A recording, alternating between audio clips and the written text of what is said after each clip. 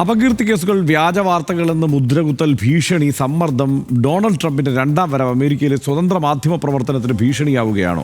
മാധ്യമ സ്ഥാപനങ്ങൾക്കുള്ള സർക്കാർ ഫണ്ടുകൾ വെട്ടിക്കുറയ്ക്കലും വൈറ്റ് ഹൗസ് പ്രസ് കോൺഫറൻസിൽ നിന്ന് ചില മാധ്യമങ്ങളെ ഒഴിവാക്കലും തുടങ്ങി ട്രംപിന്റെ കാലത്ത് മാധ്യമ സ്വാതന്ത്ര്യത്തിന് ഭീഷണികൾ പലതവണ ചർച്ചയായതാണ്. ഇപ്പോഴിതാ തനിക്കെതിരെ വാർത്ത നൽകിയാൽ ലൈസൻസ് റദ്ദാക്കുമെന്ന് പോലും വാർത്താ ചാനലുകൾക്ക് ട്രംപ് മുന്നറിയിപ്പ് നൽകിയിരിക്കുന്നു. ജിമ്മി കിമ്മൽ വിവാദങ്ങൾക്ക് പിന്നാലെയാണ് ട്രംപിന്റെ ഭീഷണിയും മുന്നറിയിപ്പും. ആദ്യം ശ്രാവ്.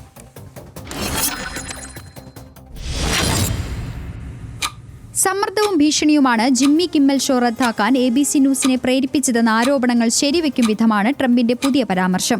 തനിക്കെതിരെ വാർത്ത ചെയ്താൽ വെച്ചു പൊറപ്പിക്കില്ല എന്ന ഭീഷണിയുടെ സ്വരം. അമേരിക്കൻ ബ്രോഡ്കാസ്റ്റിംഗ് റെഗുലേറ്റിംഗ് അതോറിറ്റിയായ ഫെഡറൽ കമ്മ്യൂണിക്കേഷൻസ് കമ്മീഷൻ പൂർണ്ണമായും ട്രംപിന്റെ നിയന്ത്രണത്തിലാണ്. ചാർലി കിർക്ക് കൊലപാതകവുമായി ബന്ധപ്പെട്ട് ഷോയിൽ നടത്തിയ പരാമർശങ്ങളിൽ ജിമ്മി കിമ്മലിനെതിരെ നടപടിയെടുക്കുമെന്ന് FCC ABC ചാനലിനെ അറിയിച്ചു. ഇതോടെയാണ് ഡിസ്നിയുടെ ഉടമസ്ഥതയിലുള്ള ABC കിമ്മലിന്റെ ഷോ അനിശ്ചിതകാലത്തേക്ക് റദ്ദ് ചെയ്തത്. ട്രംപിനും അദ്ദേഹത്തിന്റെ മേക്ക് അമേരിക്ക ഗ്രേറ്റ് എഗെയിൻ മാഗ ടീമിനുമെതിരായ ശക്തമായ വിമർശനം കിമ്മൽ തന്റെ ഷോയിൽ ഉൾപ്പെടുത്തിയിരുന്നു. കിർക്ക് കൊലപാതകം രാഷ്ട്രീയ നേട്ടമാക്കുന്ന റിപ്പബ്ലിക്കൻ നടപടിയെ ആക്ഷേപഹാസ്യ രീതിയിൽ കിമ്മൽ അവതരിപ്പിച്ചത് ട്രംപിനെ ചൊടിപ്പിച്ചു. നേരത്തെ മറ്റൊരു വിഷയത്തിൽ ട്രംപ് നൽകിയ അപകീർത്തി കേസിൽ ABC കോടതിക്ക് പുറത്ത് ഒത്തുതീർപ്പിലെത്തിയിരുന്നു. നിരന്തരം അപകീർത്തി കേസുകൾ നൽകുന്നതും തനിക്കെതിരെ വാർത്തകൾ നൽകുന്ന സ്ഥാപനങ്ങളെയും മാധ്യമപ്രവർത്തകരെയും പരസ്യമായി ഭീഷണിപ്പെടുത്തുന്നതുമെല്ലാം ട്രംപിന്റെ ശൈലിയാണ്. RDX rap news Malayalam.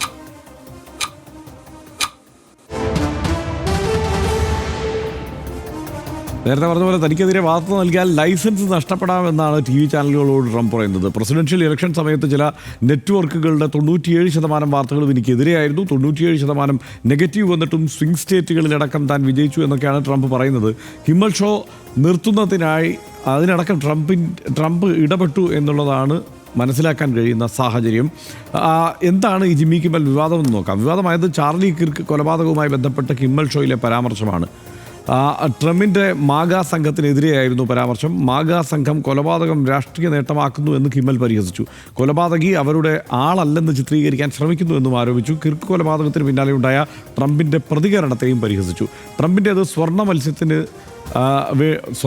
മത്സ്യത്തിനായുള്ള 4 വയസ്സുകാരൻ്റെ വിലാപമാണ്, അതിന് സമാനമാണ് എന്നായിരുന്നു പരിഹാസം. ഇതൊക്കെ കൊണ്ടാണ് യാതൊരു കഴിവുമില്ലാത്ത മോശം റേറ്റിംഗുള്ള അവതാരകനാണ് ജിമ്മി കിമ്മൽ എന്ന് ട്രംപ് തിരിച്ചടിച്ചത്. കിമ്മൽ ഷോ നിർത്തിവെച്ചത് അമേരിക്കയ്ക്കുള്ള മികച്ച വാർത്തയാണ് എന്നും ട്രംപ് പറയുന്നു. ഇതൊക്കെയാണ് അതുമായി ബന്ധപ്പെട്ടുണ്ടായ സാഹചര്യം. സനീഷ, ഇതുപോലെ ഇത്തരം കാര്യങ്ങളിൽ മാധ്യമങ്ങളോടുള്ള സമീപനത്തിൽ നേരത്തെ തന്നെ കുപ്രസിദ്ധനാണ് ട്രംപ്. ഇവിടെ ഇപ്പോൾ സംഭവിച്ചിരിക്കുന്നത് എന്താണ്? ഭീഷണിപ്പെടുത്തുകയാണ്, അങ്ങനെ നിശബ്ദരാക്കാൻ ശ്രമിക്കുകയാണ് മാധ്യമങ്ങളെ. അതതിൻ്റെ എല്ലാ പരിധിയും ലംഘിച്ചിരിക്കുന്നു എന്ന് തോന്നുന്നു. നിശ്ചയമായിട്ടും അമേരിക്ക അനുകൂലികളായിട്ടുള്ള മലയാളികളടക്കമുള്ള ആളുകൾ അമേരിക്ക വലിയ സ്ഥലമാണെന്ന് പറയുന്നൊരു കാര്യമാണ്. മിസ്റ്റർ പ്രസിഡന്റ് എന്നൊക്കെ വിളിക്കാം, അവിടെ ആളുടെ പേരൊക്കെ വിളിച്ച് എതിർക്കാം, എങ്ങനെ വേണേൽ എതിർക്കാം, പ്രസിഡന്റുമാരെ എങ്ങനെ വേണേൽ എതിർക്കാം എന്നൊക്കെയാണ്. കുറേയൊക്കെ ശരിയായിരുന്നു, അമേരിക്കയിൽ എങ്ങനെ വേണേൽ പ്രസിഡന്റ് എതിർക്കായിരുന്നു. പക്ഷേ ഇവിടെ ഇപ്പോൾ ഒരു പ്രധാനപ്പെട്ട കാര്യം വെച്ചാൽ 97% മാധ്യമങ്ങളും തനിക്കെതിരായിരുന്നു. എന്നിട്ടും ഞാൻ ജയിച്ചു, സ്വിംഗ് സ്റ്റേറ്റുകളിലടക്കം ജയിച്ചു എന്നാണ് അദ്ദേഹം പറയുന്നത്. അങ്ങനെ 97% മാധ്യമങ്ങൾ എതിരായി നിന്നിട്ട് പോലും ജയിച്ചു എന്ന് അവകാശപ്പെടുന്ന ഒരാൾ എന്തിനാണ് പിന്നെ മാധ്യമങ്ങളെ പേടിക്കുന്നതെന്നാണ്.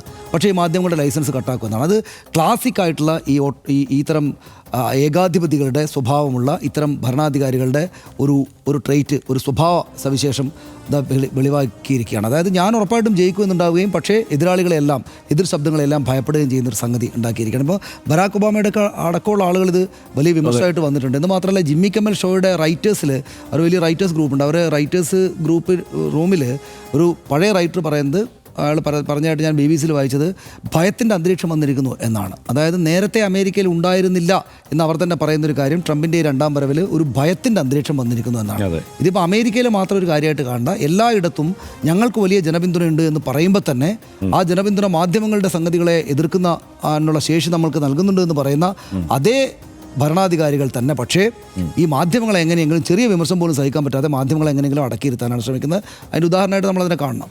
തീർച്ചയായും ഇതിൽ എനിക്ക് തോന്നുന്നത് ഭീഷണിപ്പെടുത്തൽ എന്നതാണ് പ്രധാനമായും ലക്ഷ്യമിടുന്നത്. ഈ വലിയ തുകയ്ക്കുള്ള സ്ലാബ് സ്യൂട്ടുകളൊക്കെ കൊടുക്കുന്ന രീതി അതിപ്പോൾ നമ്മൾ ഇന്ത്യയിലും പലയിടത്തും കണ്ടിട്ടുണ്ട്. അതായത് മാധ്യമങ്ങൾക്കെതിരെ അവർക്ക് താങ്ങാനാവുന്നതിലും വലിയ തുകയ്ക്ക് മാനനഷ്ട കേസൊക്കെ കൊടുത്തിട്ട് അവരെ കുരുക്കുക. പലപ്പോഴും ഈ കേസ് വിജയിക്കാൻ പോകുന്നില്ല, ട്രംപിന് വിജയിക്കാൻ സാധ്യതയുള്ള കേസുകളല്ല അമേരിക്കയിൽ നിലനിൽക്കുന്ന നിയമങ്ങൾ അനുസരിച്ചത്. പക്ഷേ അവരെ സമ്മർദ്ദത്തിലാക്കാനും കുഴപ്പത്തിലാക്കാനും കേസുകളിൽ കുരുക്കിയിടാനും പറ്റും. ഇന്ത്യയിലും അത് നടക്കുന്നുണ്ട് പലതരത്തിൽ. അപ്പോൾ ഈ strategic law suit against public participation എന്നാണ് ഈ സ്ലാബ് സ്യൂട്ട് എന്നുള്ളതിൻ്റെ ഫുൾ ഫോം. അപ്പോൾ അങ്ങനെ അതായത് നിശബ്ദരാക്കുക എന്നത് തന്നെയാണ് ലക്ഷ്യം നിശബ്ദരാക്കുക. അത് തന്നെയാണ് ഇപ്പോൾ ജിമ്മി കിമ്മൽ ഷോയിലും നമുക്ക് മനസ്സിലാക്കാൻ കഴിയുന്നത്. ആ ഭീഷണിയിൽ അവർ നിശബ്ദരായിട്ടുണ്ട് എന്നത് വേണം കരുതാനായിട്ട്. പക്ഷേ ഇത് അമേരിക്കയിലെ മാധ്യമങ്ങൾ അതിനെ അതിജീവിക്കുമെന്ന് തോന്നുന്നു. കാരണം കുറേ കൂടി മാധ്യമ സ്വാതന്ത്ര്യവും കാര്യങ്ങൾ അവതരിപ്പിക്കാനുള്ള അവകാശവുമൊക്കെ മാധ്യമങ്ങൾക്കുണ്ട്. പല കേസുകളും ഇതുമായി ബന്ധപ്പെട്ട് തന്നെ അമേരിക്കയിൽ നടന്ന് മാധ്യമങ്ങൾ തുടർച്ചയായി വിജയിച്ചിട്ടുള്ള ചരിത്രമുണ്ട്. അതുകൊണ്ട് നമുക്ക് കാത്തിരുന്ന് കാണാം. പൗരസ്വാതന്ത്ര്യവും ജനാധിപത്യ സുതാര്യതയും അമേരിക്കൻ ഭരണ സംവിധാനത്തിൻ്റെ അടിസ്ഥാന പ്രമാണങ്ങളാണ്. മദർ ഓഫ് ഡെമോക്രസി എന്നാണ് അവർ തന്നെ അവരുടെ രാജ്യത്തെ വിശേഷിപ്പിക്കുന്നത്. മേക്ക് അമേരിക്ക ഗ്രേറ്റ് അഗെയിൻ എന്നതാണ് ട്രംപിൻ്റെ രാഷ്ട്രീയ മുദ്രാവാക്യം. തനിക്കെതിരായി വാർത്ത നൽകുന്ന മാധ്യമങ്ങളെ വിലക്കി അറിയാനുള്ള പൗരസ്വാതന്ത്ര്യം വിലക്കുന്നതാണോ ഈ മേക്ക് അമേരിക്ക ഗ്രേറ്റ് അഗെയിൻ എന്ന് ചോദിക്കുന്നവരുണ്ട് ട്രംപിനോട്. ലോകത്തിൻ്റെ ആകെ ഘടന കൂടുതൽ വലതുപക്ഷമാവുകയാണ്. അമേരിക്കൻ ഭരണഘടനയുടെ 1-ാം ഭേദഗതിയിലൂടെ ഉറപ്പാക്കിയ അഭിപ്രായ സ്വാതന്ത്ര്യവും മാധ്യമ സ്വാതന്ത്ര്യവും വ്യാജ വാർത്തകളെ നേരിടാനാണെന്ന പേരിൽ ട്രംപ് അട്ടിമറിക്കാൻ ശ്രമിക്കുകയാണ്.